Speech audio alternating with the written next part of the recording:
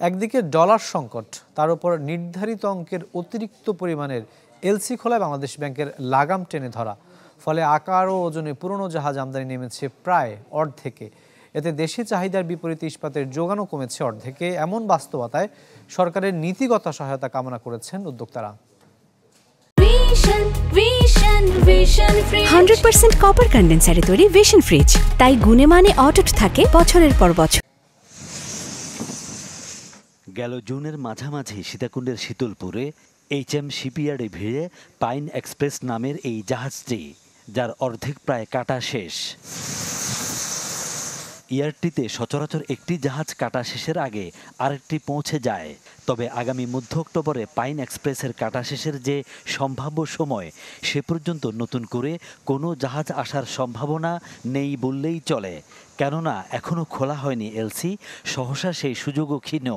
উদ্যোক্তারা বলছেন, $3 মিলিয়ন বেশি পরিমাণের এলসি খুলতে বাংলাদেশ ব্যাংকের অনুমতির বাধ্যবাধকতাও বড় বাধা। এট সাইট এলসিগুলো খুবই কম হয়। এখন যেহেতু ডলার সংকটের কারণে ম্যাক্সিমাম এলসি হয় ইউপাস এলসি। ইউপাস এলসির ক্ষেত্রে পেমেন্টটা আসে হয়তো আফটার 270 ডেজ অর 360 ডেজ। ডলারের এক্সচেঞ্জ রেট ছিল 84, বর্তমানে এটা অলমোস্ট 120। তো যার দরুন রিস্কটা অনেক বেশি। একসময় আনা হতো 10 থেকে 20 হাজার টন ওজনের জাহাজ, কিন্তু কোভিডের অভিঘাত, রাশিয়া ইউক্রেন যুদ্ধ, ফিলিস্তিনে ইসরায়েলের আগ্রাসন আর ডলার সংকটে পুরনো জাহাজ আমদানি অনেকটাই নেমে এসেছে 3 থেকে 8 হাজার টনে। দেশের সাম্প্রতিক অস্থিরতায় থমকে যায় স্ক্র্যাপ সরবরাহ। বড় বড় শিপ আনতে পারছি না, কারণ বড় বড় একটা শিপ আনতে গেলে দেখা যায় এলসি ভ্যালু হয় $20 মিলিয়ন, $25 মিলিয়ন। তো বাংলাদেশ ব্যাংক এটা বলছে আমাদেরকে যে এত বড় শিপ এখন আনা যাবে না। দেশে বছরে 70-75 লাখ টন ইস্পাতের যে চাহিদা, একসময় জাহাজ ভাঙা শিল্প তার প্রায় 40 লাখ টন যোগান দিত, যা নেমে এসেছে অর্ধেকে। আছে অবকাঠামোগত সুবিধা, অভাব নেই দক্ষ জনবলেরও।